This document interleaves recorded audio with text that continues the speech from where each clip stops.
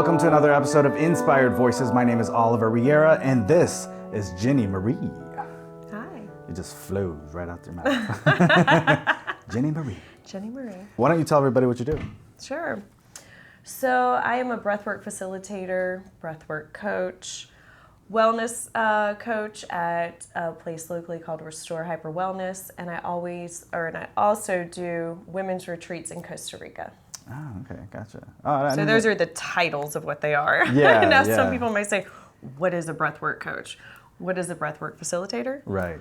Yeah, why don't we'll go into it. What is that? Sure. For the people who don't know. Yeah, some people don't know. It's, to me, what I like to, how I describe it is, it's another tool in your toolbox for your healing journey.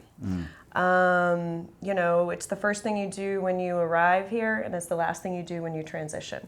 And a lot of us, we don't focus on our breathing. Babies, they naturally know how to breathe, and then as we get older, we go through certain experiences, trauma, stressful, any type of stressful situation, our body ends up shutting down as far as the way we breathe. Yeah. And we start breathing from our chest and not from our belly. Mm-hmm. We start shortening our breath. We start breathing faster. We're not oxygenating the body. We're getting inflammation due to all these things. So there's so much connected to the breath that people are starting to learn about, and they're interested in it. It's free.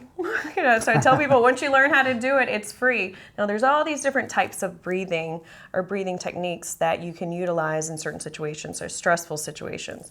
Let's say you're low energy, or you're about to go into a cold plunge, or you're about to go into a football game, or you're about to start a race. So there's certain breathing techniques that you can learn that can help oxygenate the body and lift your energy. And if you're a runner, it's powerful. Yeah. And then there's also breathwork techniques that I love, which is called sonic neural. That is another form of holotropic breathwork. Mm-hmm. And that is a type of breathwork that, with utilizing your breath in this type and with connected to music, you can reach certain states that you can under psychedelic medicines, right, for example. So it shut down your prefrontal cortex, it activates your subconscious, and through that process, it allows you to release stored trauma and emotions and experiences. Mm-hmm. So it is a very powerful modality that I love to, it's kind of one of the things I specialize in, and help people work through the blockages in their life that a lot of them didn't even know that they had, but that was holding them back. So it becomes like normal to them, right? Yes. If they don't work on it. Right. So there's everyday, things we can learn about the breath, and then there's certain times that you can go in through the power of your breath and start healing your body on an emotional and physical level. Yeah, but it all stems from the breathing, right? All from breathing. Yeah. It's all from our breath. Mm-hmm. I think people don't realize the power in breath work, and it's not this it doesn't have to be this hippie, woo-saw, whatever it is they want to say about it. It's a normal thing, just like gravity is a normal thing. Right. Exactly. Yes, you got it. Yeah. So it's interesting what you do. I'm always curious when people do this type of work and what led them to that kind of thing. But before we get into all of that, why don't we just start from the top? Where are you from? So I was born in Louisiana. Oh, nice. And then I grew up in South Lake Tahoe, California. Okay. What part of Louisiana? Baton Rouge area. Baton Rouge? Okay, gotcha. Yep. My girl's from, my fiance, I should say. I gotta start getting into that. Change it. Yeah. She's from Lafayette. Oh, okay, cool. Yeah. So I'm right outside of Baton Rouge. Yeah. That's like an hour away, right? Yeah, it's not too far. So you grew up there, you said? So I was born there. I grew up time split between Louisiana, which is where my father lived, and then my mom moved to California and Lake Tahoe. Oh, so wow. I went back and forth for years. Damn. Yeah. How was that? It was different, and it was a contrast, is what I describe it as. I got to experience contrast. Okay, that's a good way to put it. But did you think of it as a contrast when you were that little? No. Yeah. I didn't. I was just, to me, having the experience and collecting the data And really, it shaped and molded who I am today, for sure. But having the two different perspectives of living in California, Lake Tahoe, beautiful weather, down to Louisiana, humidity, it was very different. But what I think it really did is it really helped me open my mind and see things differently, because I was going back and forth. So I got to experience, I remember when I moved to California, the kids were like, "Do you have running water? Do you ride around in Piros?" They thought in Louisiana, I was like, "No, we have malls, we have things like that." So the perspective of people in California who then knowing like, "No, we have malls, we have, cars and traffic." Right. That's funny. Yeah. Interesting. I guess you get more of does that give you more empathy with others? Ooh. That kind of thing? Because you're seeing two different lifestyles. Seeing two very different lifestyles, very outdoorsy. I mean, I used to downhill mountain in my summers in Tahoe, and you go to Louisiana and it's, very different.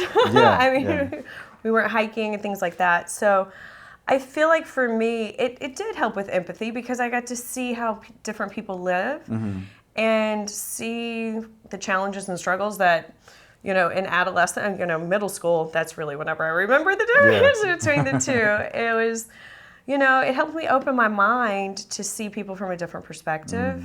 And, it really helped me, honestly, I think. I don't know if it was the difference, but just being prejudiced. I don't know why that's coming up for me, but like in Louisiana and then from California, like I very much was around a lot of people who were judgmental or, just kind of the southern part. And then having California, it was... Everything's free. Everything's free, you are human. And, it was very open. Yeah. So I think that's why I always kind of gravitated to that. So, yeah, it was really interesting how it just kept me open, or it opened me, and then it was through more life experiences continuing to stay open. Right.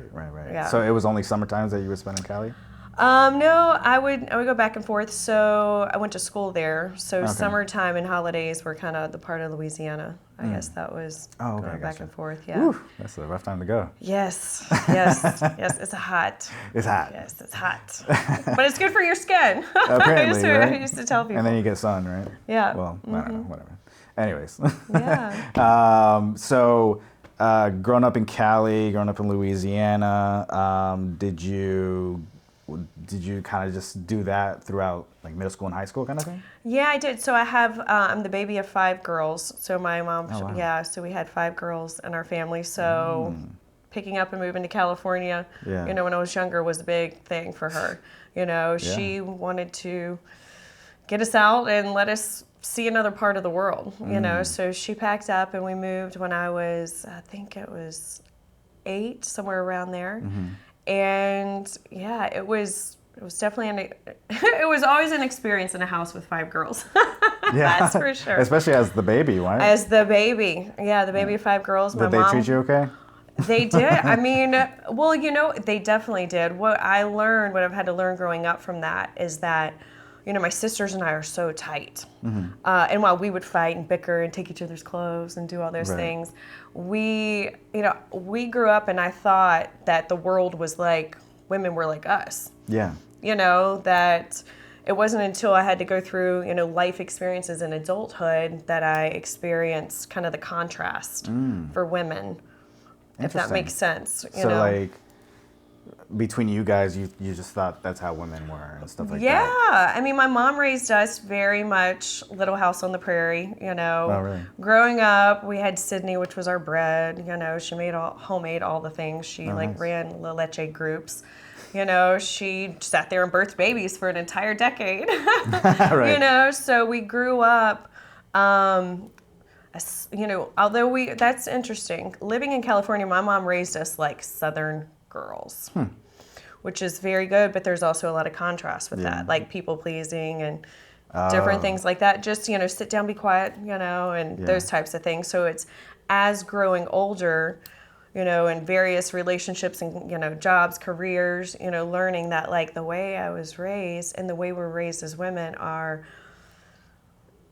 not always the right way, Right, if that right. makes sense. Yeah. So And then you got the other part of like, what is the right way? exactly, and that's been the journey, Yeah. and then I become a mother, and how is it, I learned so much through my kids. My kids teach me every day, because you're finding yourself parenting, things come up with parenting and you're like, wait, do I really want to do this? Am I doing this because it was done to me, but is this the right way to do it? Yeah. Like stopping in your tracks and being like, oh, whoa. Like some of the movies we watched when we were younger, we're like, holy cow. Right, yeah. I mean, so it's, and the way you see men treat women and the way women were, here's a aha, I had open house with my daughter the other day. She started a new middle school.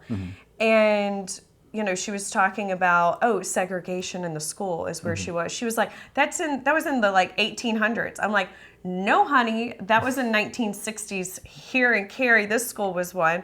I said, by the way, like women also, like we just started to be able to buy homes. We just were starting to be able to have jobs within the lifespan of our parents, right? I mean, if you think about the time frame and look at how far we've come. Right. We've grown that much and we're evolving. Like imagine the time between now and in the future. Yeah. As far as for women and, color, all the things are shifting so fast, so rapidly. Yeah. And with technology, it's going to be even faster. It's even more in AI popping up, utilizing in a positive way. Like we're growing and we're transforming so much. Yeah. So you're right. It's being able to take a step back at yourself and say, why am I doing the things that I'm doing? Is it because I was raised this way or someone taught me to think this way or be this way? Because I am very different than the way I was raised and brought up. Were you a rebellious kid? My mom would say so. She would always say, if we could channel her energy in the right direction, like she's gonna do big shit. But I had my bumps in the road. I grew up in California. I was smoking weed at 15. Doing those things that I just tried and explored, and I made mistakes. I learned from them. I watched 4 older sisters growing up, so I watched a lot in that too. That's true. You get a lot of input. I do. It was psychologically. I mean, like subconsciously. Right, and I think that's the reason why too. Like I always said, I grew up fast. I had 4 older sisters. I was in elementary school, running around the bleachers at football games. Like hanging out. As long as I was with my sisters, I was safe. I was fine. And then also, I was doing things that teenagers were doing. Right. But I mean, my sisters were very good. They were all rule followers. I was the one who was always going to test the limits on that. Yeah, so same here. Always challenge, always ask the questions, ask the hard questions. I didn't know I was making people feel uncomfortable, but it was like, why are we doing that? I think asking the questions is probably the hardest part for people. Yeah. Because like they don't want to bother them. Or they just go completely silent and stuff like that. And a lot of times it makes people feel uncomfortable, but I didn't realize what I was doing is make people uncomfortable. I'm like, I just want to know why. And now I can answer. Like the things like with church and, Bible. I was raised, crazy upbringing. My parents divorced. We won't talk about his past, but then he turned like very, very much into the Bible, church. I don't know how to really classify it, but it was non-denominational. So... yeah, that sent me down a really interesting path. Especially being a rebellious kid, Yeah, but honestly, I really, I moved back from California when I was 16 years old, so I was a sophomore in high school, and I lived with my dad. So that was the part where I did have a rebellious summer, and it was like, all right, Jennie, you're going to keep going down this path, or you're going to go down this path. And I knew if I stayed, I wouldn't necessarily have the discipline to do what I know I needed to do. And so I was like, I'm going to go try to live with my dad. Interesting. And so I did. For the discipline? Well, it was just, I remember sitting there at 16 years old thinking, am I going to be able this summer, like to be around the people who I know I need to be around to go where I want to go, or because it was growing up in South Lake Tahoe is a small town, and it's a tourist area. So you have a lot of people in and out. Yeah. There's not really deep community there. So there's a lot of transient people, there's a lot of things like that. So I was just exposed to a lot of, Sure. things at a younger age that Some people were, some people weren't. But I just remember when making that decision was, I just didn't think I had it in me. I knew the people who I would surround myself with. I didn't know it consciously, but now looking back, I'm like, holy shit, Jenny. Like, you know, it sent me down this path that I'm on now, but I knew it was a major crossroads in my life. And I knew if I stayed, I probably would still be on, or, you know, the weed would have probably turned into more. I don't know, probably would have, who knows what could have happened. But I knew it wasn't something that I wanted to do. That's interesting that you thought that at 16, at a young age, really.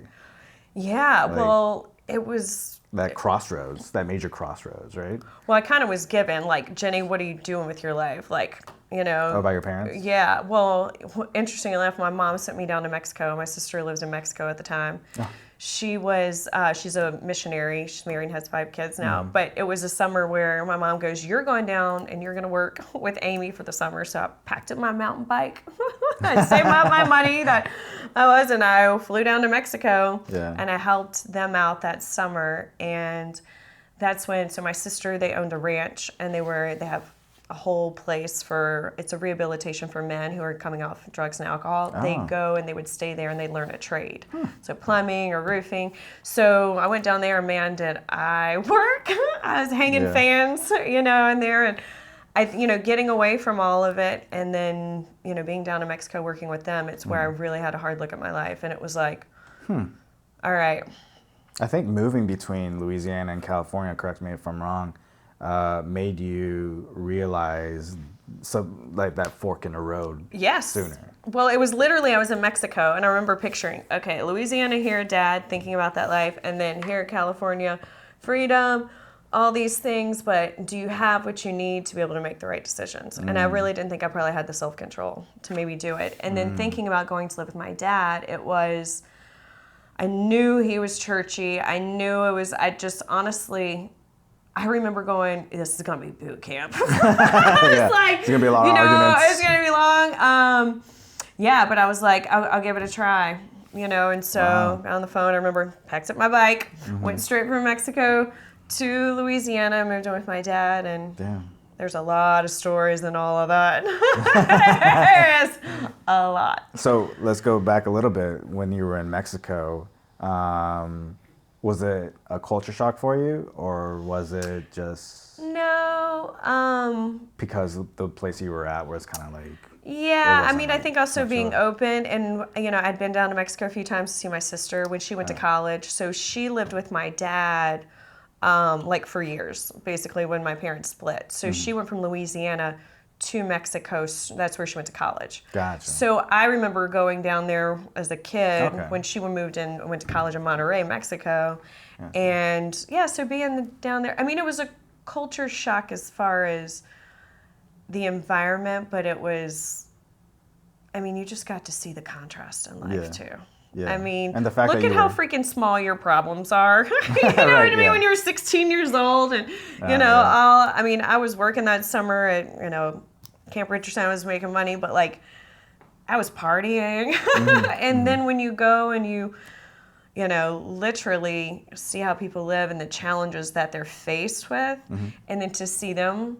You know, I really wasn't around, you know, the men who were going through the program, but just seeing what my sister was doing to help support, like, a community and, like, being helpful, it was like, get your head out of your ass. That's interesting. You know? That's very interesting. And that's probably someone that you look up to. Yeah. As a baby sister. Yeah. That's interesting. Yeah.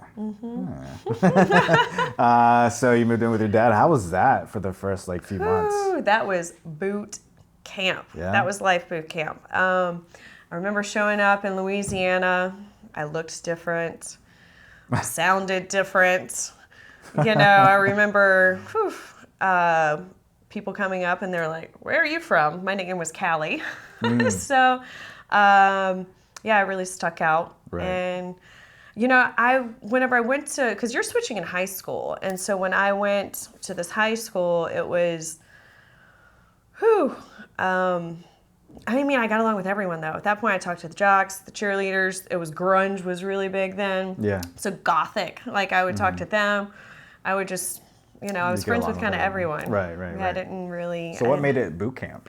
Well, that was living with my dad. Okay. So my dad went very churchy, and what I would say in a not positive way. So he, God, I'm not quite sure how much to end up sharing. It's up to you. It's up to you. Yeah, so he's one of those who created his own church. I will be honest, I feel like I was like brainwashed. For example, living there for the 2 years, you know, my dad didn't believe in dating. I went from no rules to strict rules. Like, God speaks to me on who you should marry. So at 19 years old, I had an organized marriage. Really? Yep, my dad, we had an organized marriage. I had 450 people show up. Damn. Let me tell you how many people I talk to now. One. Yeah. One person, he's in New York, and love you, Luke.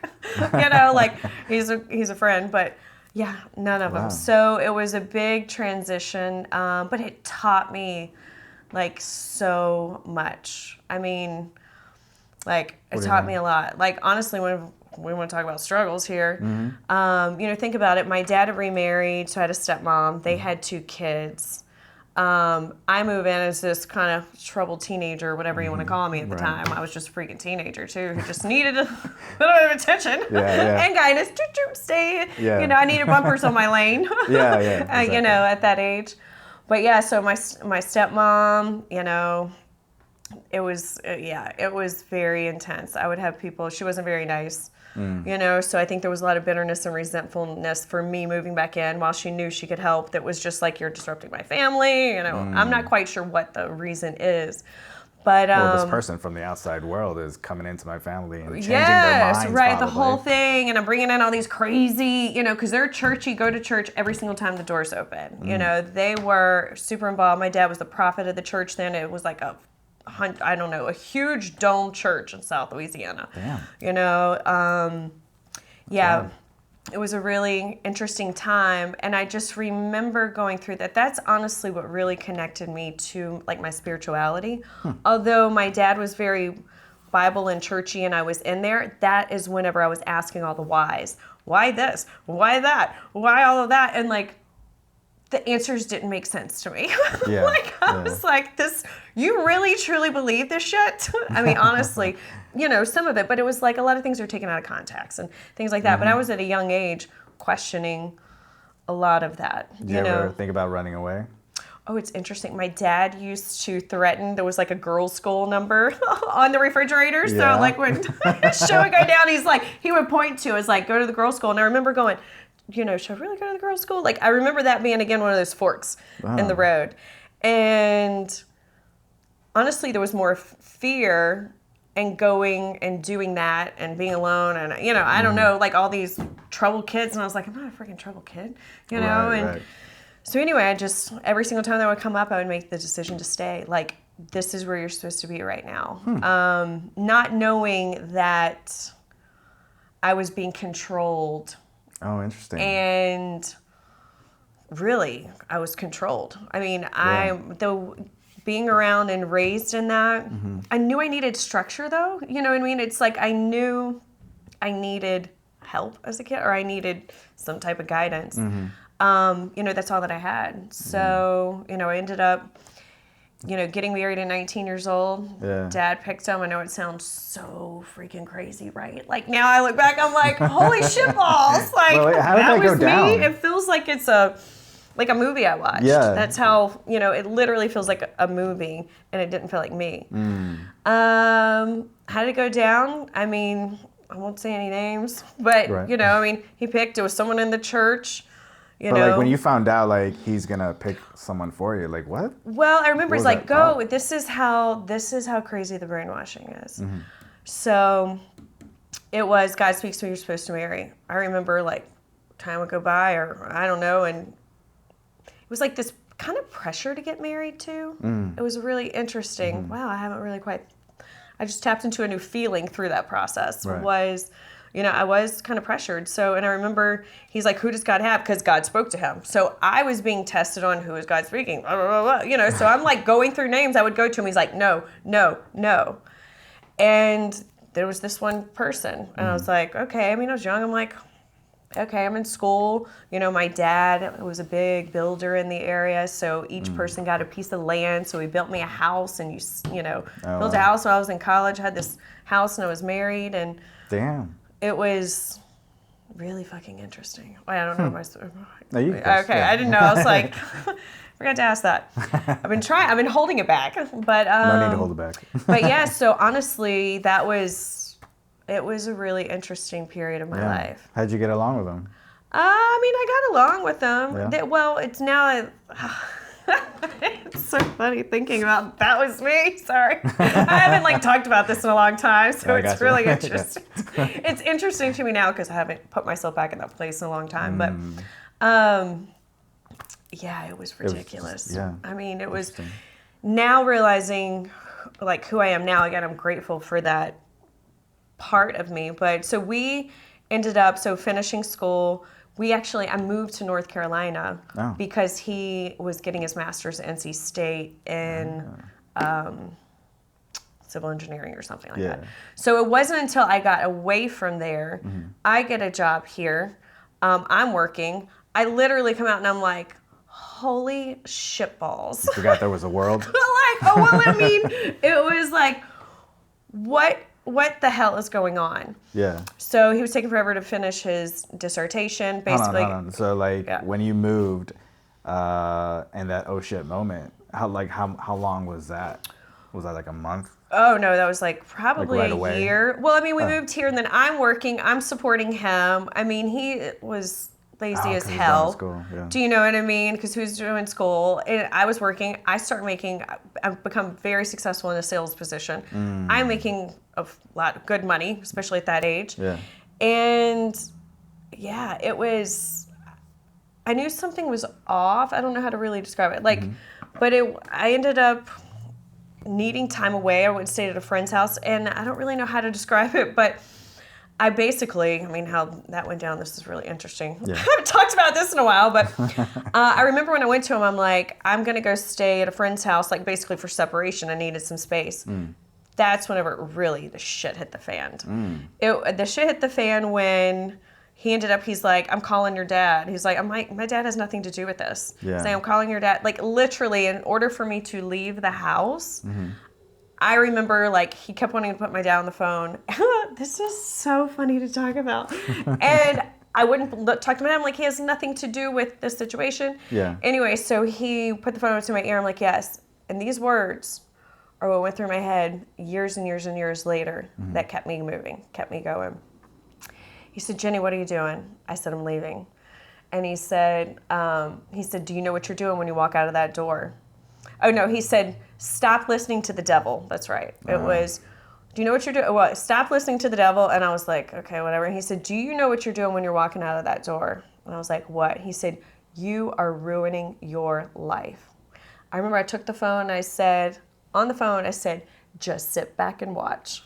And literally those words, from then on, leaving him was so hard because we just built a house. I mean, I paid 6 months while he stayed in there. I was staying at a friend's house. I just had to get out. Yeah. I remember I got to the point, I had an SUV. I was like, I just saw myself on the side of the road at 40. I was like, I'll sleep in my freaking car before I can do this anymore. You know what I mean? It just, that's the point. My body was rejecting it. And so that point of just leaving at that, which was not even going to be for that long, in my head at the time, turned into, oh my God, this is sick watching this go on. The words that my father said, all of those things. And so you had that moment of realization. I had that moment of realization of, this is controlling. I mean, this is sick. This is unhealthy. Right. You know, but you didn't know if that's the way you were raised or you were brought up around people who you trusted. You know? Yeah, that's that you're supposed to trust. You're supposed to trust, right? I mean, I was young. That's why there are certain laws to protect young people now. So it was, this is the person who I trusted. It was my father, right? He was supposed to, teach me the things I needed to do to grow up and be out in the world, not control me and try to put your finger on me and, you know, and another man's going to come in and, you know, you got to listen to him, you know. He's on my side, not yours. Exactly. It was like, and then when the divorce happened, like those two, I didn't talk to my dad for like 5 years, 6 years, something like that. And so he'd go over there for Christmas holidays. I was like, oh my God, this is so sick. Like, okay. And I started off with my other path or other fork. Right. In the road. And that's another journey too. Well, I'm sure you got plenty of forks in the road. Yeah. Those are some big ones. But no kids with him? No kids with him, thank God. Yeah. No kids. How long were you together with him? Probably 2 years total. Okay, gotcha. So it was short, and it was, but I mean, 19 to 21, 22, maybe 22. Yeah. Yeah, it was young. That's wild. Like, I can't freaking imagine now whenever I see people getting married younger now, which is fine, but I'm just thinking about like who I was at that time. Yeah. Whoa. Right. I didn't know shit. I didn't need to be thinking about getting married and having kids. I needed to figure out who I was and what I wanted and what were my passions and what I came here to do, what my purpose was in this lifetime. Yeah. Like, I don't need to be thinking about that. Like, and I didn't get that chance. That was later, off in my 40s. I love the realizations in life that you get. You know, it's like, especially when it's like such a big moment, and like it could be scary, so scary. Oh yes. But at the same time, there's that little voice in you. It's like, no, this is for the better. This is for the better. You know what I mean? It can be very scary. Absolutely. But facing your fears, you know. So you moved in with that friend until you could get a divorce? Yeah, that was a year process, and we had a house way out in Willow Springs before Willow Springs was even. Oh wow! Or, you know what I mean? Yeah, it was far. So I had the house. Finally, after 6 months, he was just milking it. I finally had to call him and say, "Here's the deal. You need to figure out how I'm selling the house." You know, at that point, I had the house in Louisiana, so you're gonna have to figure out how to pay something or something, you know, and. Yeah, so got the divorce, split all the proceeds, gave him half of all the stuff that I had, which he really shouldn't have gotten half at the time. But, you know, that's what you have to do when you were married and you're in North Carolina. You have to split half the assets, even though the house in Louisiana was mine. I paid, you know, I still had to give him half. Yeah. And so, yeah, I've never seen him, never talked to him. Okay. So that was a year process before the divorce. Like, a year is a long time. How was your mental state like between the beginning of that year to the end of that year? Well, I signed up to do a marathon. I couldn't run a mile. That's like the story of my life. We have way more about that. Yes, I poured myself into work, poured myself into training. I signed up for a marathon in Hawaii.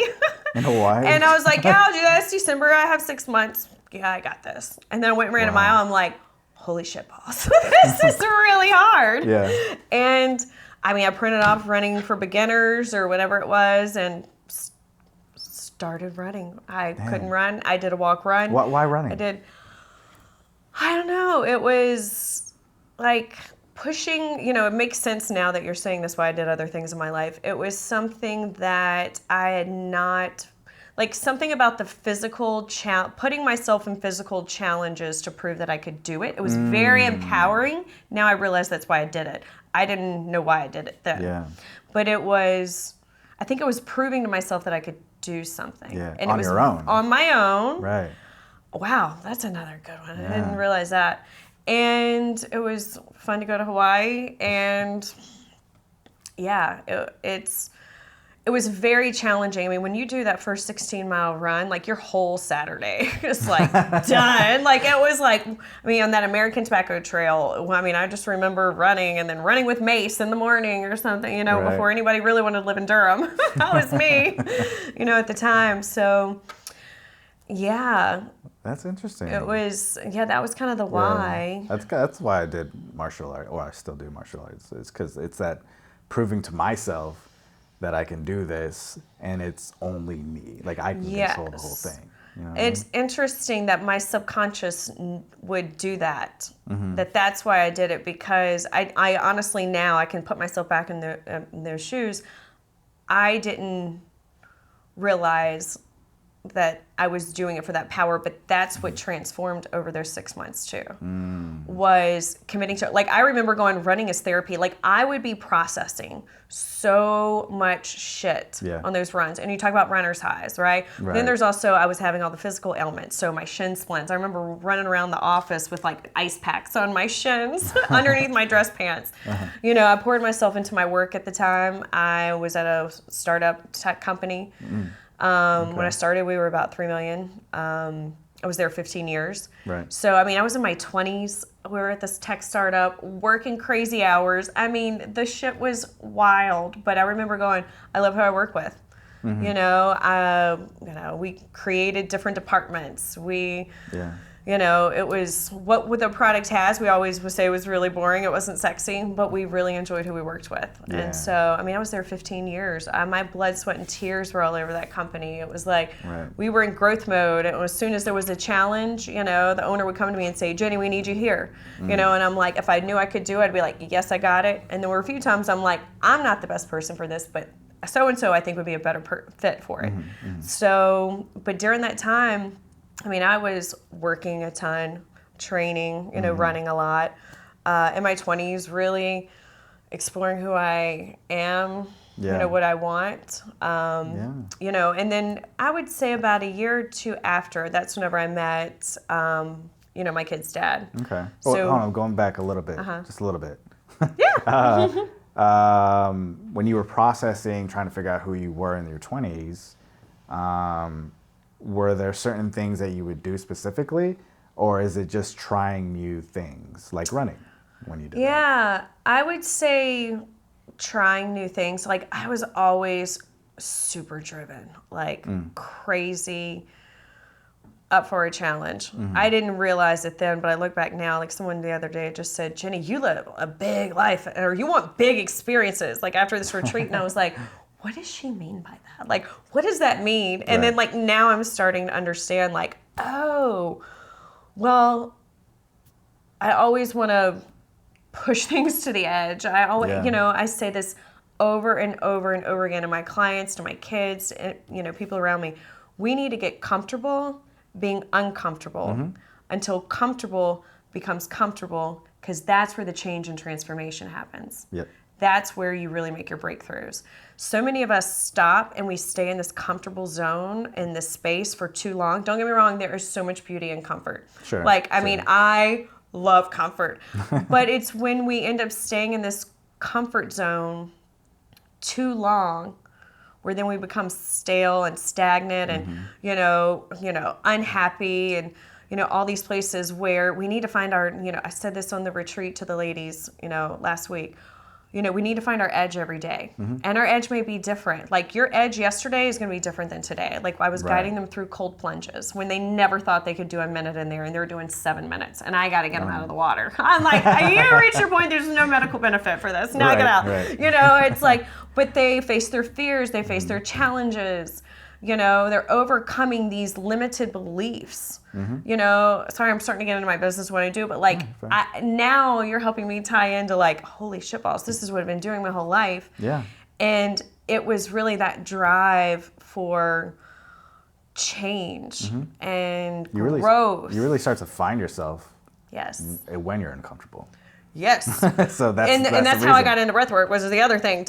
And being uncomfortable and being in challenging situations, either for athleticism or stressful meetings or stressful interactions with people, like, breath has completely changed my life and the way I, you know, with my one-on-one self, but in every single area of my life. Like, it's wild. It has completely changed the way I think, the way I move. Like, I mean, there's so many medical benefits along with the mental and emotional and spiritual aspect. You know, there's all the different levels. It's all connected. It's all connected. So as far as, like, you said you met your children's dad? At this point. Did you find it difficult to be in relationships in general because of your upbringing? Oh, yes. What I will say yes. So, I mean, honestly, after that divorce, you know, I didn't date very many people. You know, really the first person I dated was my kid's dad. Wow. And we were together 6 years before we got married. So then we were together 6 years, married 6 years. Yeah. And wow, this is a really interesting conversation. Yeah, it's, there's so much self-reflection and growth and things that I've done now over the years with that. That it's almost like you had to heal yourself and I in order to be in a relationship. But I didn't do that. You didn't do that. I didn't have the knowledge. I didn't have the awareness. I did not have the awareness at that age of 24, 25, I think, when I ever met him then. Right. Oh, wow. I didn't, again, it was, still young, but too. I was still young. I didn't know, I was having a good time. It was, we had so much fun. We worked together. We traveled, together. We go to Mexico all the time. And it seems like you didn't rush it either. No, we didn't rush it. Well, it's so funny you say that because 3 years in, he proposed. Like, to me, I remember communicating, like, when I'm in, I'm in. Like, I don't need a ring. Like, after what I went through and I guess kind of my experience, there was nothing necessarily negative about marriage. Right. But to me, it was like, why get the law involved? Which, by the way, I'm not condoning marriage for others, but why involve the law in my personal matters? I remember thinking that at a young age. And then, because I also saw how easy and kind of hard it was to get out. I didn't have kids, didn't have all of that. I did the divorce myself. I tried to hire 2 attorneys. They weren't helpful. And then I literally realized I could do all the paperwork myself and go file it. And I split everything 50-50. I wasn't going to fight them over me getting more because I just didn't give a shit. Right. I was like, here, take everything. I filed and handled my divorce myself, the first one. So to me, it was like just a legal process, I guess. So, but in my heart, to him, I was as dedicated to him as if I had the piece of paper or not. Like, I remember going, I'll have kids with you and still not have to be married. Like, it wasn't, that wasn't a deal breaker to me. Like, we bought a house together. I thought life was great. Nothing, was having a good time. So then, he proposed 3 years in and, we were married. We were engaged for 3 years. He kept saying, when are we going to get married? And I just thought, well, his sister was in Germany. I had a sister in Mexico. We have family all over. Right. I kept looking into here in Raleigh, getting married. And I'm like, everybody's going to have to travel. Like, it is expensive if we do here in Raleigh. Like, let's do a destination wedding. So then we spent kind of 2 years traveling around, trying to figure out, we're going to get married. We went to Mexico, 4, 5, 6 times, looking at different resorts. We went to Jamaica, or it was Dominican Republic. Just kind of looked around where to get married and decided on Playa del Carmen, Mexico. Oh, nice. Yep. So we got married. Yeah. How was that for you? Was that good? So here we go again. I was like, here we go. This is getting really interesting. How did it go? It was a very interesting experience. Yeah. Oh God, I learned. Well, I learned after, I guess. Really, to me, it was after that divorce. I like, holy shit balls. Really woke up and just really, could process. I guess it was that point in my 30s, could look back and process and reflect on my upbringing as to why I made the decisions that I made, why I was where I was. And really, that was like a big aha moment, But through, we want to talk about challenges. So, as soon as I got married, it was, all my friends were having kids, and everyone was taking forever to have kids. So, he's older than me, and I remember he came to me and he was like, he wanted to have kids. And I was like, man, I was 30, just getting married. I'm like, I got plenty of time. My career was really going. I was focused on that. I was traveling a lot for work. Yeah. And I thought, I'm not ready. Well, then then I sat back and I was talking to a couple of my friends who were doing all this fertility stuff, and I'm like, shit, everybody's taking a year. So I was like, okay, well, why don't I get off birth control, because it'll probably happen next year. Well, so I get off birth control the month we get married. I get pregnant like 2 months later. I was like, oh shit. I'm like, well, we don't have that year. It's happened super quick. Wow. Yeah, so. Were you freaking out? I wasn't really freaking out. I was just it's more my career. Like, I started going like, oh God, what do I want to do? Like, I couldn't keep up. I remember going, I can't keep up the pace I'm doing now career-wise and still like have kids. Gotcha. You know, I was traveling all the time every week, and I just thought that's not really the way I want to, you know, raise my kids. Right. I don't think I could do it, you know, because I know now, knowing me, I didn't know then, like, I give 100% at that point, you know, and now it was like I didn't know how I was going to be able to juggle and do it. And so anyway, yeah, so I, you know, pregnant 2 months in, you know, we want to talk about some struggles. I'm just going to bring this up or where this should go on. I don't know, editing or whatever. But yeah, so so when my daughter was 6 weeks old, I found out that my husband was having an affair the entire time I was pregnant. Damn. And I just got married. So yeah, that was, That's you rough. talk about two pivotal moments in my life. When I was 15, 16, decided to move back to Louisiana. These are and then finding out that, like, that changed me. Like, it was. How'd you find out? Whoo! It was, do my little energy ball here, clearing the space. I mean, how I found out, basically, you know, it's crazy. It was like, whew, this is a really good one too. Yeah. So my intuition was so on. They talk about a woman's intuition. Well, it's the sixth sense. Like, I had it. And I think now, knowing my upbringing with my father, like, he was training me to ignore those things, like, to be controlled and have an outside influence constantly telling you what you shouldn't do, who you are, what's going on, how to do all the things.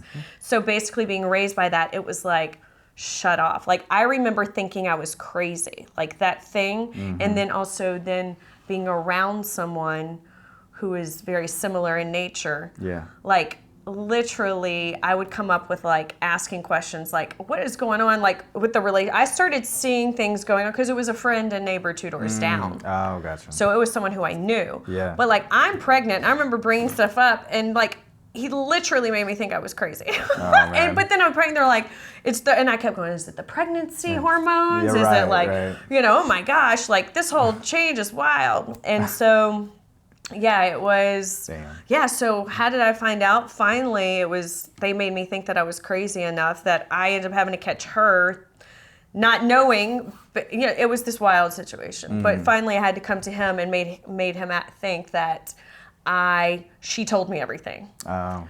So, and I he still said didn't everything. know, but I'm telling you, that intuition was like, I was going crazy. So I confronted him, and he couldn't say anything, and it wasn't until I said, do you need me to help you? So the times that I actually had visions, like, of things that were occurring then, but again, I thought I was going crazy. Like, I remember traveling back from work, and, like, I saw stuff. But again, not knowing that now I understand. I've done so much since then. Like, that's a gift. Yeah, like, it was a is. gift that I have. Like, I see things. Like, I have visions, and so. But at that point, made me think that I was crazy, you know? And so, again, wasn't until I ended up, you know, I gave him examples, and then all those things were true. I'm like, interesting, she didn't tell me, you just told me. So it was, does that make sense? Yeah, it That's does, how I yeah. had to, it was, again, that voice. And no matter what, everyone already thought I was crazy. So what do I have to lose? Right. You know? Yeah, that's true. And then it ended up coming to be the actual truth. Damn. So, yeah. So, listen to your intuition. Listen to your intuition. Always listen to that gut feeling. Always listen to that gut feeling. Like, yeah. always. That's why my kids now, I'm like, listen, if something is off, it is off. Yeah. I think that's why it took me a long time to find the right person, because I never listened to my gut feeling. You know what I mean? But, Well, a lot of times we're chasing, we're looking for things in other people, and until we really start doing the work too, and really start questioning, like, why for a person, you know, and The more you know trusting yourself. ourselves, knowing ourselves and trusting ourselves. Right. Because you can't trust anyone else till you trust yourself too. True. And a lot of that was not trusting myself. Because I didn't know how. Yeah. When did you get into, I guess, when did you trust yourself? Well, wow, that's still, I mean, that a I'll be process? honest, it's still work in progress. It's because as soon as you think you do, you're going to get tested again to see. Yeah, that's true. That's true. I mean, there's different levels that I feel like I'm having now. Yeah. Honestly, plant medicine's helped me so much with that. Breath work and plant medicine has helped like fast track. Well, let's get into that. Yeah. So, like, when did you get into that? So, well, initially how I got into breath work was, so I was training and doing Ironmans. Oh, damn. I had amazing coach, by the way. I'm going to do a little shout out for Tri Stacy in Durham. She is amazing. Yeah. She is more than just an Ironman triathlon coach. She really helps you get into like the psyche and what's going on and what is your why. Like she studied why endurance athletes do what they do. Yeah. Because while physically you can train, there's the majority of an Ironman is training your mind. Right. Is really what it is. And so, I got into Ironmans for two reasons. Number one, I was running and then my body was like killing me. I did a half marathon when I was 8 months pregnant with my son. Damn. Yeah, it was crazy. Now I realize I was healing. The reason why I was doing that was healing myself through the pain of that. Oh yeah, now it all makes sense. But it was like, again, pushing myself like, that I didn't know consciously it happened when I was pregnant. So it was like, I'm going to sign up and do a half marathon. 8 months? Sure. We're a belly band. I can do this. And I did, Damn. And then, so after that, like running, my body just started. It just needed a break. So I got into Ironmans because a friend of mine was doing the Raleigh Half Ironman and they were going to do a relay. I was like, oh yeah, I'll do the running. They're like, no, we need a swimmer. I was like, swimming. I was like, I don't know if I'm a swimmer. But I said, hold on, let me go sign up for some lessons and let me see how the swimming goes. Well, come to find out, I loved water. Nice. I loved swimming. Was great. My body didn't hurt. Right. Like I could push myself to limits when you're out of breath, stick your head in the water. It was really mentally and physically challenging. So I started doing trainings for the open water swim for Raleigh Half Ironman. Did that. Everyone around me kept saying, you should do the whole thing, but I didn't think that I could. Well, of course, after I did the swim, I'm like, I want more. Let's do this.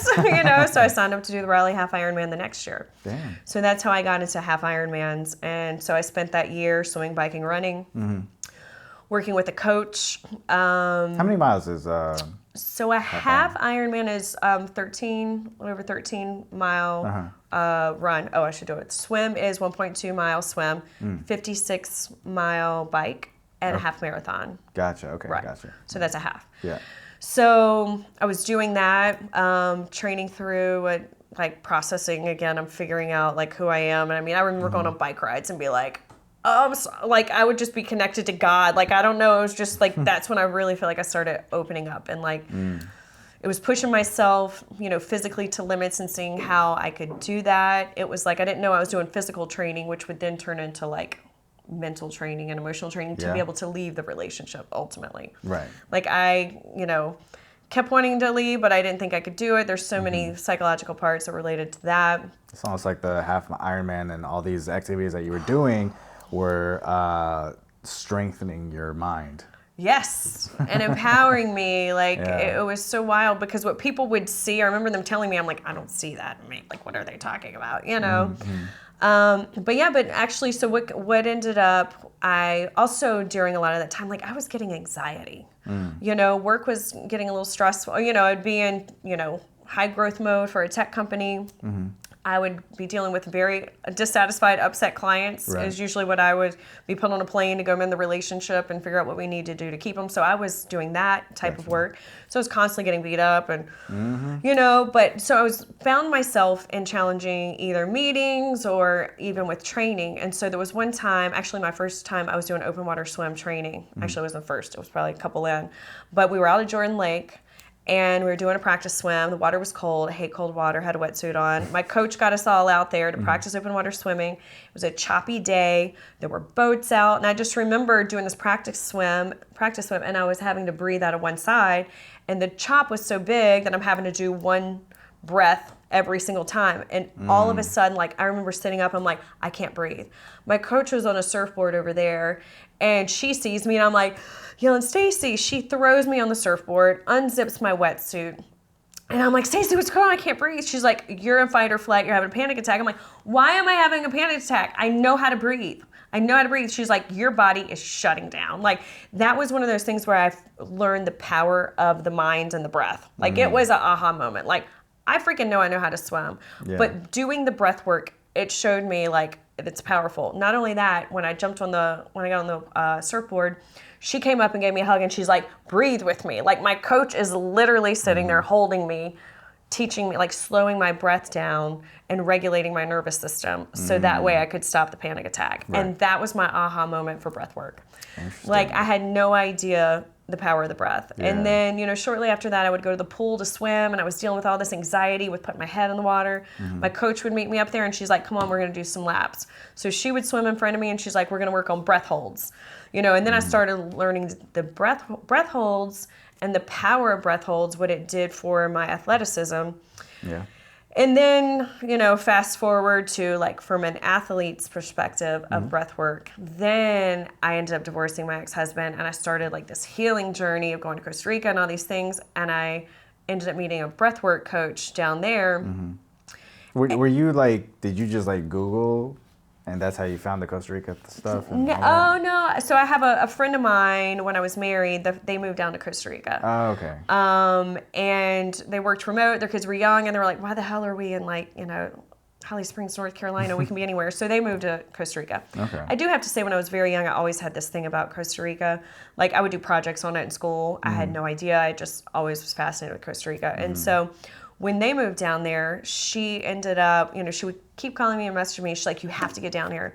So Addison, my daughter was 3 years old, and we ended up taking 2 weeks, and we went to Costa Rica for 2 weeks. That's when I was married. Okay. So I was married, and I kept wanting, my kid's dad to come with me, and he was like, nope, you go. So we went down to Costa Rica. Now I understand why all that was going on, but Right. so we went down to Costa Rica, and I absolutely fell in love with the country. Yeah.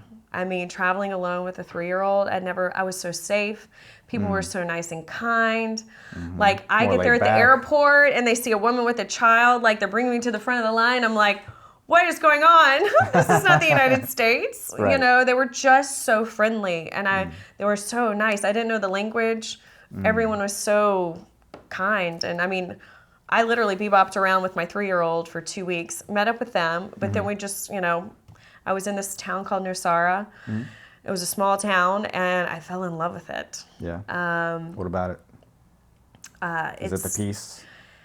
People go down there and they're like, it's the energy down here that is so different. So it is the energy. It's literally, we feel like, it's a blue zone first off. So, okay. It's one of the blue zones. Yeah. So we have a joke where like, there is a portal in this town. Because there's other parts of Costa Rica and it's great. But there is something about this town. It's now a larger, expat community with a lot of Americans, Canadians. And it's grown a lot since COVID. Sure.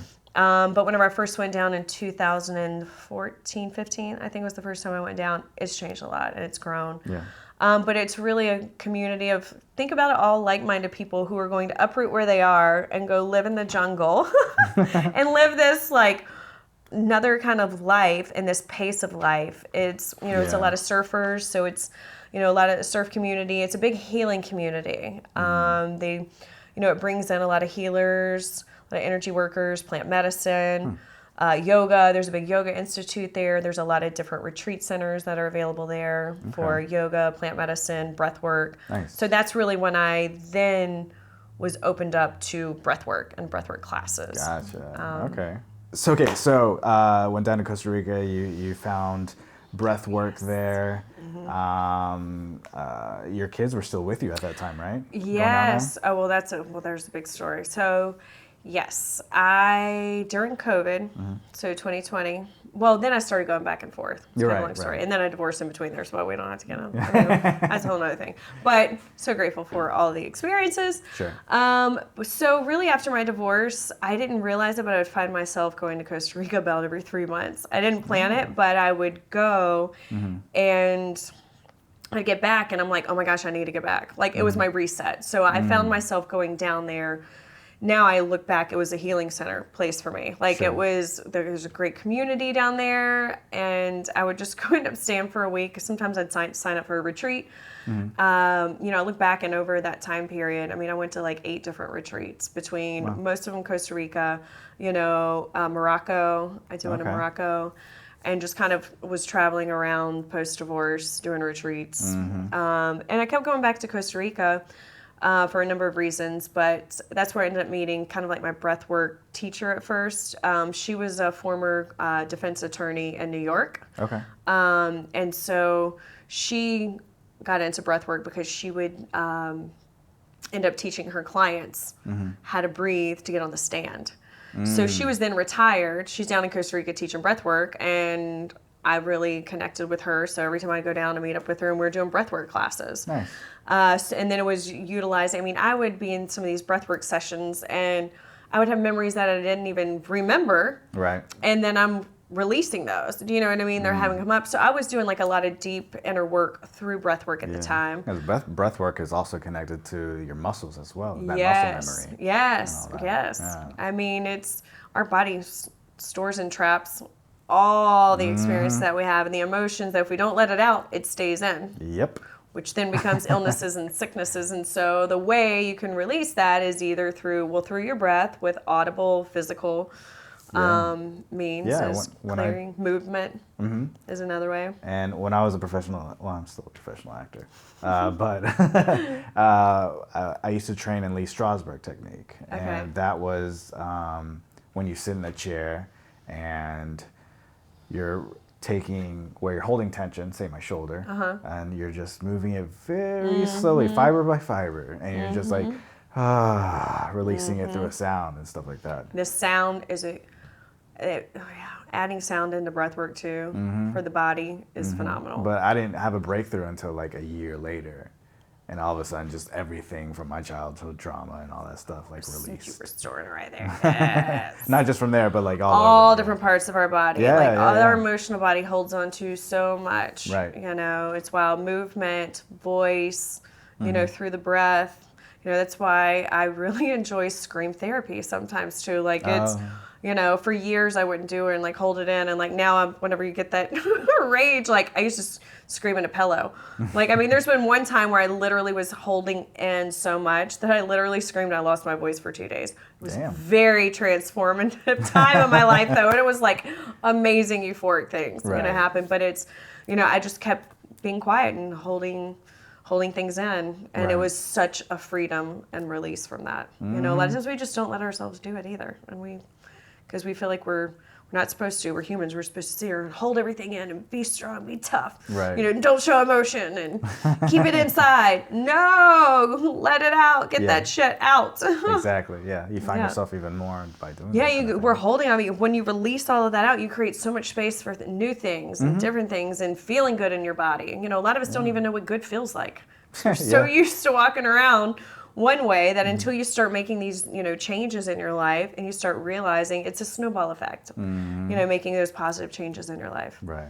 All right. So you got into breath work first. Yes. Well, actually, it's reverse. I was practicing breath work a lot then. Just as one-on-one, I didn't think much of it. I ended up during COVID time. It's funny. My friend who was down there called me and said, "This is when COVID hit, like that Monday. Remember when everything shut down for 2 weeks to quarantine, kids weren't in school, all of that." I get a call from my friend, and she says, you know, it was like, "Hey, I know you're coming in April because I go every April with my kids." She's like, "Come now or who knows? They're closing the borders," and you know, at that point we thought 2 weeks, right? And I was like sitting here, and what am I going to do? In Cary, North Carolina, I had a big job then. Like I had more help down there for my kids, and it's sunny. And I was like, I had my kids for the next 3 weeks because their dad was in Mexico or Portugal or something. So I was like, I hung up the phone with her. I'm like, I have 2 people to call, my boss and my kid's dad.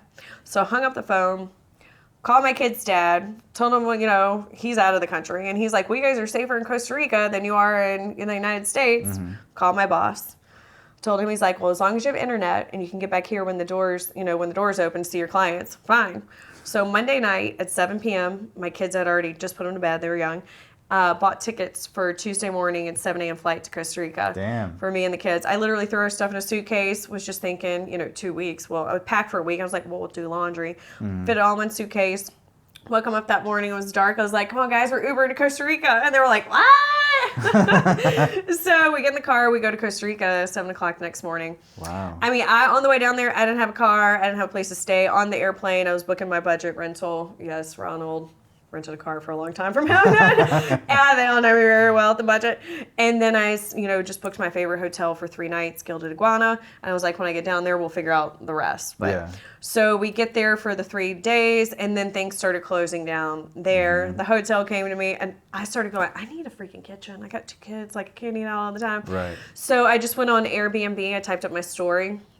I said, hey, I'm a single mom of 2 kids. I'm here riding out for, I know, the next 2, maybe 3 weeks. And so I'd send it off to these beautiful Airbnb homes that were all empty. I mean, gorgeous places.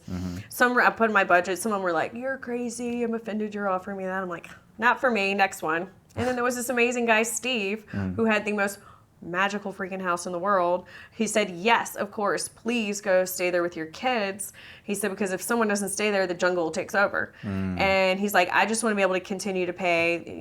They had a housekeeper, they had a chef, they had gardeners, they had all that. And they're like, can you just pay them and the utilities? I was like, okay. Oh, that's great. So next thing you know, I'm staying, and I mean, literally I'd wake up every morning and I'm like, I am in a freaking dream. Like, it was my dream come true while it was in the middle of a very devastating time in the world. Like, I was in Costa Rica with my kids, waking up every day going surfing. Damn. My kids were learning how to, ride a 4-wheeler, chasing waterfalls, learning how to surf. And don't get me wrong, I still had challenges because I was working a big corporate job.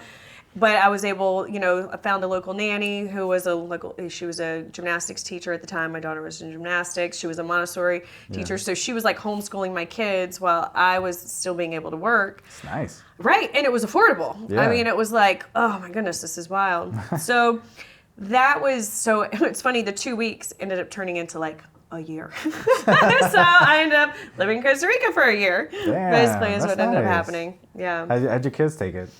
They loved it. So they were there the first 7-8 months, and then they flew back to see their dad. Okay. So I had a number of business changes, which we'll probably talk a little bit about that. So which is why I stayed, because I was launching a business then. Okay. It was a tech company, which we ended up doing from here in Raleigh then, but we had the developers and everybody still in Costa Rica. Gotcha. So yeah, a month in, which is funny when we talk about, the initial question was about plant medicine.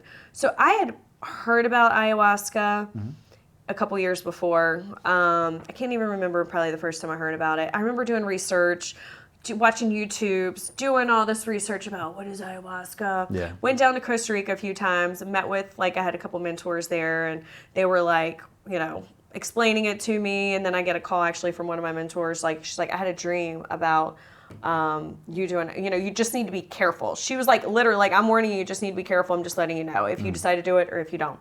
I just remember being like, okay, got it, duly noted.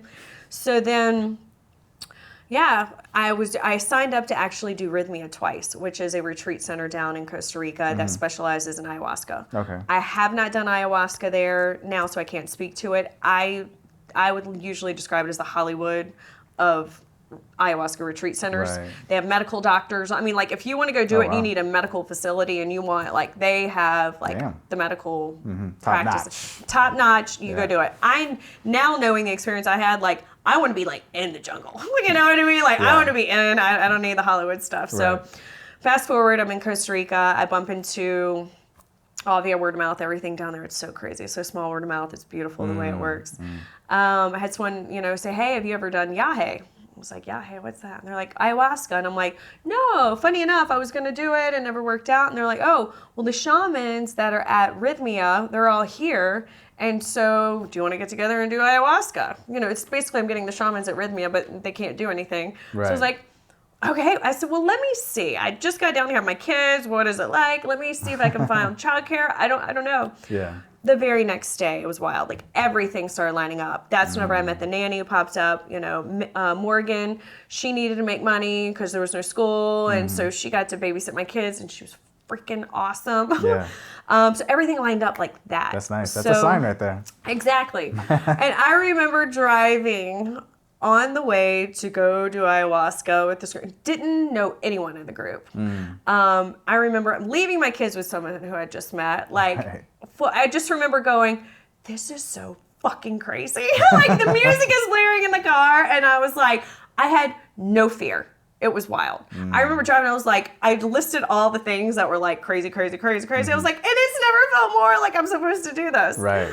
So yeah, that was crazy aha moments in there. And so yeah, that's whenever I did my first ayahuasca ceremony. It was a group of probably about 8 to 10 of us that got together. We ended up kind of, it was our quarantine group too through COVID. Right. So we ended up not planning it, but every month from then out, we ended up doing ayahuasca at least once a month. And then the group would grow, people would hear about it. Next thing you know, we ended up having 30, 40 people, and then it kind of we would spread out. So over that time period of a year, I ended up doing ayahuasca around 40 times. Damn. Yeah, ceremonies. Yeah. So That's wild. It was a very transformative year. Yeah, I'm sure there was a few rebirths.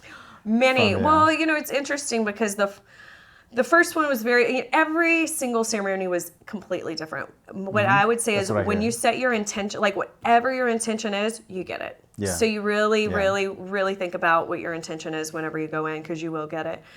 And what's interesting is I would go and I kept stopping it and stopping it and stopping it. And I was facing so much fear.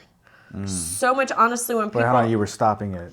That's what people ask me. How can you stop the medicine? I'm like, I did, which is weird. I don't know about everybody else, but it's I would get to the certain point, and it was I would get so scared and stop. Huh. And so it wasn't until I think it was 28. I don't even know what number it was. It was a blur, but I remember going into ceremony and looking at the Tyson. He has the yahe, and it was the second or third night. He knew. I'm I keep stopping it, and I just remember locking eyes with him, and it was I got you. I remember taking the sip. I'm well, let me pause real quick. So through this entire journey, what kept coming to me is trust. It was I have to trust the medicine. I mean, this is medicine. I have to trust it. Yeah. It was trust, surrender, and allow were the 3 mantras that kept coming to me. So trust, you got to trust yourself, trust the medicine, trust the process. You need to surrender. I was stopping. I wasn't surrendering into the experience. I wasn't surrendering into certain things. And then finally what I feel I ended up was the allowing part. So once you trust and you surrender, so many of us are stuck because we're not allowing stuff to happen. Right. We're not into that allowing mode. We're still creating a lot of this resistance and stuff. So trust, surrender, and allow was really my mantra to get through, the ceremonies. And it was that one night, I got a breakthrough. I remember it, I freaking, whenever they talk about the ego death, I died. I was in this death rebirth. And it was one of those, I'm my kids, just Addison and Aaron. And, after that moment, so much changed in my life. I don't even get into here. It's freaking radical that. Right. The phone calls that were happening on my phone, it was wild. But I do have to say, fear, I was kept facing my fear with going back to the medicine. And everyone's experience is very different. Sure. I was dealing with a lot of darkness. I mean, and people are why are you going back? And I'm I got to make peace. I don't know. It's just one of those come on, I got to.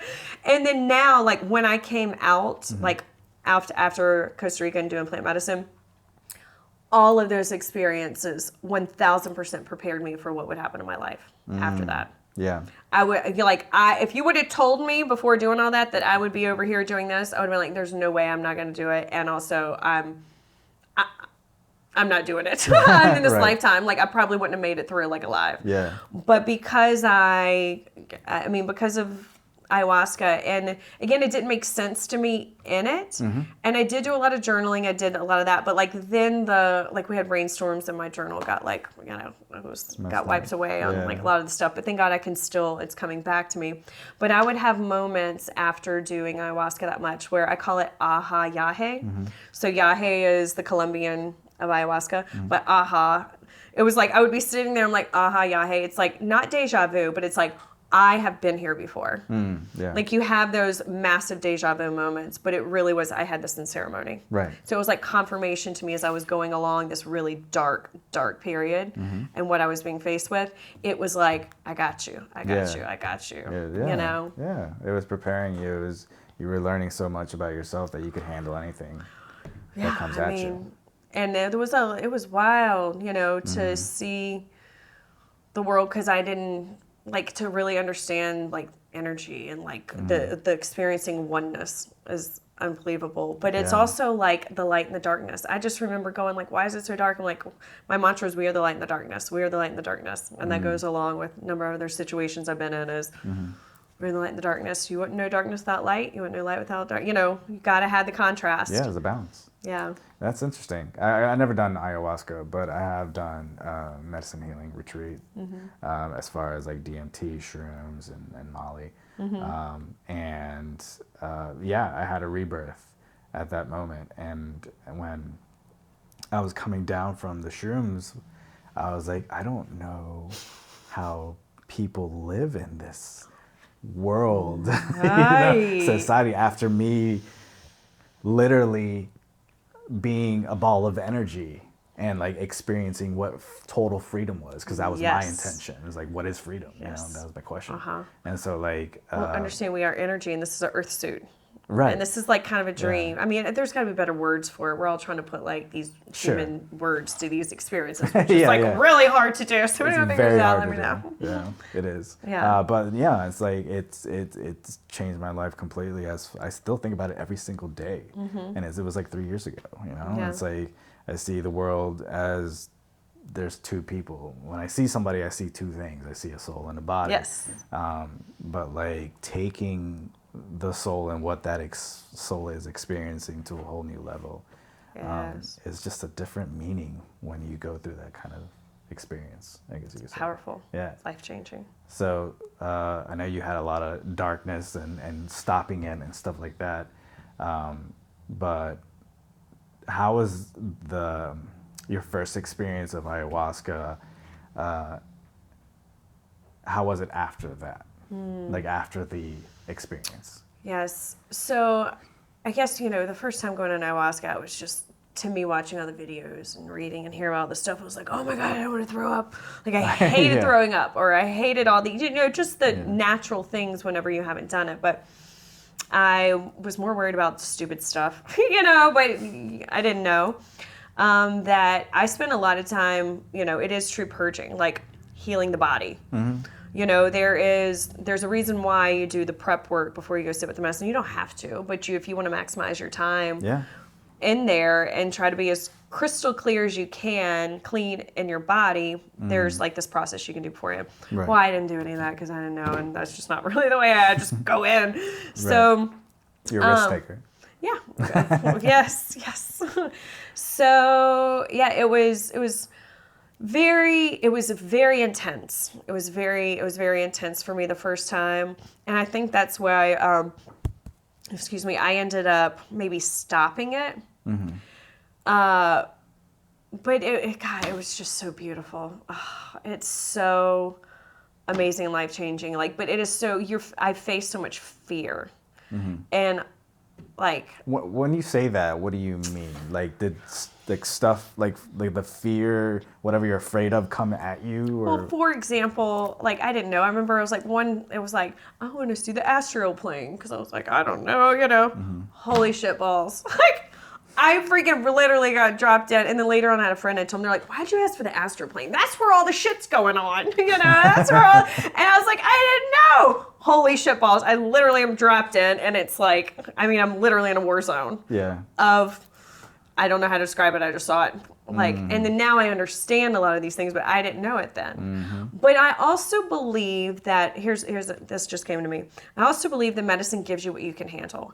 I don't think I could have handled anymore every time I got it. You know how some people are like, well, you'd go back from ayahuasca and they're like, you don't seem healed, or you don't, they say that. I'm like, there are layers to this. There is. And how much can you really handle blasting open? Some people, they say they lost their mind. Well, the whole point is to also lose your mind through this.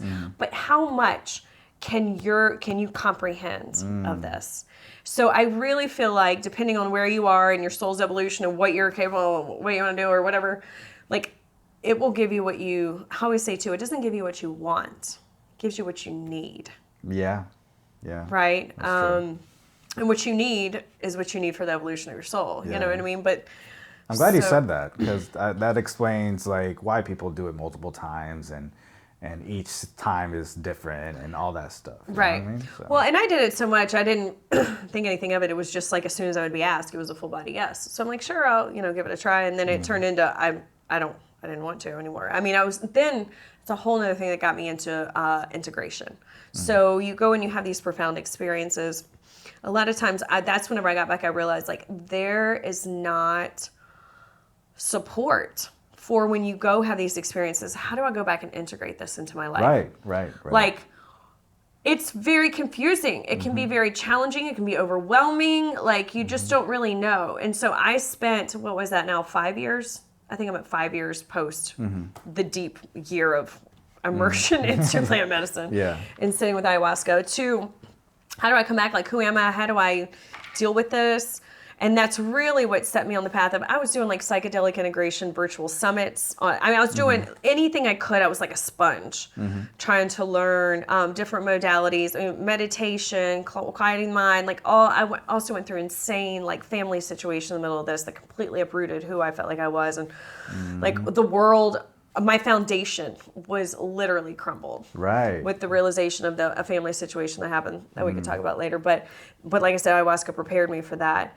I got back and I'm like, that's when I found that there is a thing called psychedelic integration therapy and like training. It's evolving. It's something new because now plant medicine is starting to become made available because people are getting tired and fed up with like pharmaceutical companies and all of it. We're all shifting consciousness. We're all evolving as the human species, and it's happening. So now as plant medicine is being introduced into the world, and it slowly will become less and less regulated and not be illegal. When that happens, it's like, it's also not, it can be a one and done, but we need to have support for people after they have this experience. Yeah, that's true. Because some Especially stuff that came first up, time. especially that first time. Yeah, this stuff came up, like, how do I even process this? Right. Well, how do I go about doing it? So to me, that's where breath work totally blew up for me, was learning how to, because I had a history of all this trauma that I had experienced from betrayal and, control and blah, blah, all this like, childhood shit that happened. And I realized I had anxiety from it. And so breath work helped me go from like athleticism to healing spiritually and tapping into different, parts of the healing journey to then learning how to manage or how to feel and process anxiety and depression. Because I got back and I went through this very traumatic experience that then brought on so much anxiety. It was a short time, but it was coming to the surface for me to be able to deal with it. But through the power of the breath and really connecting to my body, that's how I was able to regulate my nervous system, which is what gets me I get so passionate and fired up about, like, so many of us are walking around dehydrated, not breathing properly and not moving. Like, if we learned how to move and we learned how to breathe properly and we hydrate, so much of our life would change. Yeah. We wouldn't have brain fog. We wouldn't have all these things. Especially when you're talking about the nervous system. And it's exactly, and trauma is stored in the body. And I saw how quick when I had that panic attack in open water with my coach, how my body and my brain stored that fear, that even going into a swimming pool, it would have the same reaction. Wow. That's when I realized, holy shit, our experiences are programmed and stored in our bodies. Yeah. So I had to go relearn how to breathe, have my coach show up and help me get back into the pool and really start building my confidence and utilizing breath work to manage my anxiety and to build up for athleticism. Yeah. So that was just another kind of, but breath work post ayahuasca has been, It took it to and it's changed my life. So that's what's kind of brought me into this. I want to help people move through their shit is essentially through the power of the breath. Yeah. So, I do sonic neural one-on-one sessions with people. It can be very big and profound. Sometimes it's not. Sometimes people get what they need at the time. And then as they may come back later for it. It depends how open you are too. Exactly. Right? It depends how open. Sometimes, people are holding and they're resisting, which is fine. But I'm like, why don't we start working on foundational breath work? Let's start working on just basic belly breathing. So I go all the way to sonic neural where we do crazy, they've reached states of, you get in psychedelic experiences, all the way to let's just focusing on blowing a balloon in our belly. Like having that mind-body connection and start working through that. It's like people are starting to, fall asleep faster when they do 20, foundational breaths before they go to bed. Yeah. Like they're able to quiet the mind. There was a period of time where I couldn't meditate. Like my anxiety was so freaking high. If you told me to sit down in a chair and meditate, I'm like, I literally thought I was going to blow up. Like, I can't do it. Right. But that's whenever I remember in those times when all of it was going on, I felt like I had electricity shooting through my body. I remember that's when I tapped into the breath. I was like, I'm just going to focus on the numbers. Yeah. Numbers helped me. Focus on the numbers, focus on the body part, doing those things. And what it was doing is it was regulating, it was activating my parasympathetic nervous system, which was then putting my body into a rest and digest.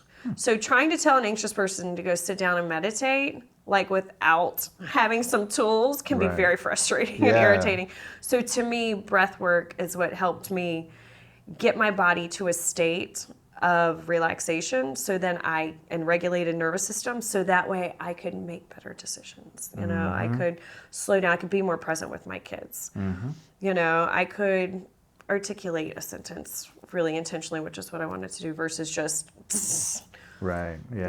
on That's autopilot. True. That's very true. I forget that sometimes too.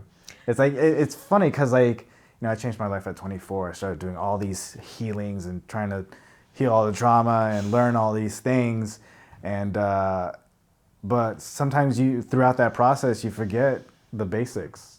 Even a professional could forget the basics, right? And it's like, especially when they're going through something traumatic so or something, big. you know what I mean? Yeah. So, it's like the same thing as water. Or I remember going through this extremely traumatic experience. I had a friend of mine in Costa Rica, and she's like, Jenny, don't forget to drink water. And I remember, like, she said it a few times we got off the phone. I remember going, why does she keep talking about the water? Because do you know, as I was going through that phase, I literally heard her voice saying, water, water. Like, I was so disconnected that I wasn't even coming back to, like, my water. Yeah. And then realizing, like, how much we need water. We forget about it. Like, I just went to Costa Rica with a group of ladies. Like, how many people are walking around dehydrated? Like, it is wild how much. I mean, we are made up, what did they say? I think it's 60 to 70% is made up of water, and we're not replenishing it, or we're drinking sodas. Or, we're drinking caffeine, fine, but it's like you need to have water also with that. We all know what caffeine on an empty body can also do. But yeah, it's just these simple, basic things. It's like we're trying to also, sure, we can go to, another country, we can do ayahuasca, we can go do all these things, but are we doing some of the basic things that are needed in life, which like is the day-to-day things. Day-to-day breathing. I know people get so tired of hearing me say it, but it's like slowing down our breath, waking up, there's so many different ways you can incorporate different types of breath work. Hydration. Are we drinking water during the day? Or if we're drinking, and then what are we drinking? Are we drinking water? Are we drinking soda? Like, what are we putting into our bodies? Right. And the thing is movement. Like, it is so important to move our body. Right. Like, thank God, it's really catching on, all the beautiful things around the human body and working out and the different modalities that we have. And it's like, people now, I know after I turned 40, it was like I worked out before, it was all endurance and very strenuous. And, now it's like I'm moving for two reasons. I want to be strong, I want my muscles to be strong, and I want mobility. Because I want, when I'm older, I want to be able to continue to move and function and, all of that. It's not wait like, till you're older to do that. Right, not wait till I'm older, because how many times at the gym do we see people where it's like we just didn't know? Right. Well, now that we know, and knowledge is powerful, we have this information, like we can do something about it. We can do something about it, but we have to move our bodies. And nowadays, especially in living in the U.S. versus spending time in Costa Rica, like we're sitting down so much. We're sitting in the car, we're sitting in front of a computer. Like, get up and walk and move your body. Right. Just go for a walk, and then go lift weights, go do all the other things you want to do, but you got to get out there. You got to get outside all the lights and get the vitamin D naturally. Yeah. So talk to me about what you're doing now. Okay. Are you still working in the corporate world, or? No, so I did a tech startup, which is, we shut the doors. That's a long story too. I want to talk about struggles and overcoming those. But it was like, basically, I felt like I got forced out of corporate. Like, honestly, it's also part of my ayahuasca journey too, was I was resisting what I'm doing now for a period of time. Right. I had a fear. It was just like getting rid of all these old ideas about, like, when I was corporate and, making a lot of money, my goal was at 52. The plan is my kids will be in college, will be paid for. I want to own a retreat center in Costa Rica. I want to own a retreat center that is a space that's available for plant medicine if you want, but also could do like silent retreats, fasting or juicing, different things like that. I just want to be able to have a space that was comfortable for people to be able to come disconnect from it all to reconnect back to themselves. Right. So I thought that's what I was going to do. Well, then I've had, a number of businesses. I've had the family situation that came up that like literally drained me. I had like all these things occur the last couple of years that just like literally I had to figure out. Right. So, so after, God, how long ago? I can't even, a year, 2 years. I was trying to figure out, I kept trying to get back into tech in various roles and positions. The doors were being closed. They were open all the way to the left, like literally should have happened. Weird, just weird. That's what I'll say. Now I just say anytime the weird things are going on, I'm always like, okay, what am I missing? What's going on? And so finally I had a friend of mine in Costa Rica. She called me. She used to work with us at one of the startups. And she called me and she's like, Jenny, I had to call you and tell you that, I don't know if you know this, but you had such an impact on me on your breath work when you taught it at, the company. Like I decided to go get certified and now I'm teaching breath work here in Costa Rica and I'm adding this on. I'm like, no way. I was like, that's wild. She goes, so what would happen is on Wednesdays, we always did Wellness Wednesdays. Yeah.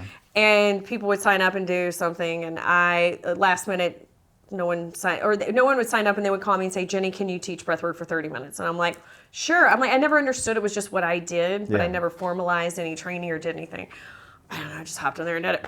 So she called and she told me, that, and she's like, you need to do something with that. And I'm like, what in the world? What do you mean? It's just what I do. So then I started researching breathwork programs and like I looked at the one she did and a few others and they were all like one style and they were great, but I'm like, this isn't right. So then I ran across Awaken Breath. A guy his name is Ben Holt. And I started researching him, looking into him, like, dude, this guy, he covers 20 something plus breathing techniques. Nice. He goes into the side, like it was just, I really felt connected to him. Funny enough, he's from Lafayette, Louisiana too. Oh, yeah. That's crazy. So I ended up having a call with him, review the program, and I'm like, oh, not only that, he does the business training. So he does breathwork training. He does a wellness business training. He also does the retreat business training. Yeah. So while I had been on 12 plus retreats, like it's different when you go to run your own, right? So it was like, I can take what I learned and I've, run businesses and different things, but it was nice to have it like all packaged together. So I went through his training where I learned breathwork. There's also the coaching part of it and also the retreats.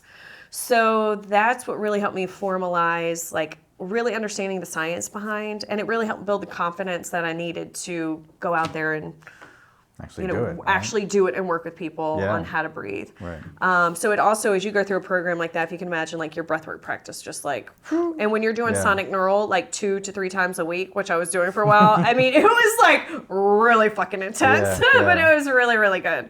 I feel like after doing that kind of program where it's intense like that, I feel like even you walking someplace, it has like full intention. You know what I mean?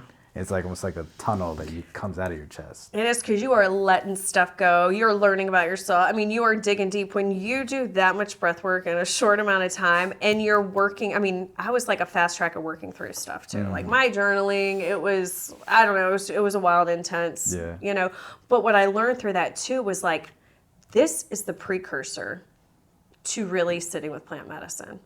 Now it makes sense to me why Rhythmia does ayahuasca, but they'll do 1 week out of a month where they do no plant medicine and it's just a breathwork retreat. It's for people who want to go, but they don't want to sit with breathwork or sit with the plant medicine. I was like, oh my God, I just realized Rhythmia has that down, So that's where I started realizing like the power of the breath and how people can utilize it to help, it shuts down your prefrontal cortex, which is your thinking mind, your ego. And so being able to do that and having the tools that you need to when you go to sit with some of the plant medicine, when, quote, people want to say bad trip, there's no such thing, I believe, as a bad trip. Like everything it shows itself to me as to why I was there. I was like, oh, okay. Right. But it can help make the experience and really be prepared so that you can be more open for it as well. Yeah. So absolutely. that's kind of what breath work Okay. does. So you're doing the coaching, right? You're doing breath work for people and stuff like that. And the retreats. The retreats. Yes. Right. So the way I would say it is, so I do one-on-one breath work with individuals. That's going from either foundational. I mean, right now I work with a couple clients who are really working through a lot of anxiety that they've had. They're really wanting to not have to do pharmaceutical medication, so they want to get tools in their toolbox to help regulate that and move through different types of trauma. Then have some people who want to go sit with plant medicine, and they're trying, they're doing the pre-work and they're doing sonic neural, and they're working through a lot of things right now with that. Then from there, a lot of times that's when the coaching happens, where they go and they have these experiences, or they have, these new modalities, and they're on a wellness where they want to end up losing weight, or, there's certain physical ailments that are going on with their life. That's where I end up helping them work through it, just getting a plan and accountability. Gotcha. And then the retreats are, people keep asking me if I'm going to do them in like Sedona and places like that. I'm like, I keep thinking about it because I'm asked, but like my heart and my passion is in Costa Rica. Yeah. Like I know I really love the community. I know the guy that knows the guy, and if I don't know the guy, the next person knows the guy. Like I get down there, it's like home. And so my passion and like my purpose and intent with doing retreats in Costa Rica is to create a safe place for people to be able to come and feel safe and heal. That might be through breath work. It might be through plant medicine. Particularly the one that I'm working with, or I want to bring people now, is going to be Santa Daime, which is a Brazilian ayahuasca. Oh, interesting. So I had the opportunity to work with a female shaman down there and absolutely fell in love with it. It was like love and light, like the space she holds. It is just beautiful. And so, after, was it January was the last time I went down, and I did ceremony this past year in January I went down for 2 weeks. And that's whenever I finally came back and I was like, this is it. Like, I mean, I want to be able to, and primarily I work with women. So it was a place where I want to be able to create a space for women to be able to go down and heal, disconnect with integrity. Yeah. There's a lot of stuff I saw in the plant medicine space living down there too for a year, being in it. Like, it's just like anything in the world. We're humans. So there's going to be light and darkness and the human element come up. But like after seeing some of the things I also saw in the plant medicine community, like integrity was just, morals and like values. It was just, I want to make sure that people can come and really truly heal and feel safe and do the work. Yeah. And so you have your own place? No, so I don't. I don't right now. You said you're working through another. And so with that, it's so different places. You think you're gonna have your own? I think so. You know what I'm learning? Like, how go big or home. I thought I was just going to own it immediately. Yeah. What I feel like I'm doing now is by doing it at a number of different retreat centers is learning about like what is it that I really my intention is to help women get unstuck, help women move through their trauma to experience, it's really to help women embody their full divine feminine to experience liberation and freedom. How we go about doing that is in many different ways, through breath work, through plant medicine, different ways. But so if I go and I own this retreat center, like I know as a business owner, it's like not necessarily always all that fun, right? Right. Or at least it could be. But for me, I'm learning like what is it that I really want to own and build. And so right now I want to focus on the people, on the women, the impact, the one-on-one impact that's there. I'm learning so much through this process. I'm sure. That then eventually I want to own one. Because I feel like right now if I were to like own a retreat center in Costa Rica, you can get so bogged down and like the nitty-gritty and the logistics and just doing business in another country. I mean, I lived there for a year, so I got to see, like, I right now I want to be able to have an impact more directly with people. I enjoy working on one-on-one. And well, it's going to come. It's going to come. The time will come when it comes. Right opportunity will present itself. Yeah, and then, But until then, like, just keep growing and keep doing you. Cool. I think you're doing great. I you. really enjoyed our talk. Yeah. Especially when it comes to this kind of work and stuff like that. I feel like so many benefits are coming from it, and I feel like it doesn't matter what kind of religion you are in. It has nothing to do with it. It has nothing to do with the religion. It has to do with your soul. It's your soul. It's all back to you. I mean, that's what it all is about, is healing, coming back to yourself. Absolutely. Why don't you tell everybody where they can find you and all that stuff? Sure. So you can find me on Instagram. It's Jennie, JENNIE _111 _Marie. It's long, Sun Goddess. On Instagram is where it is. There's a link tree to schedule one-on-ones, or most of the retreat information is listed on there. So I'm working on some new ones for the upcoming, for 2025. Cool. Yeah. Thanks for being here. Of course. Thank you. All right, that's it.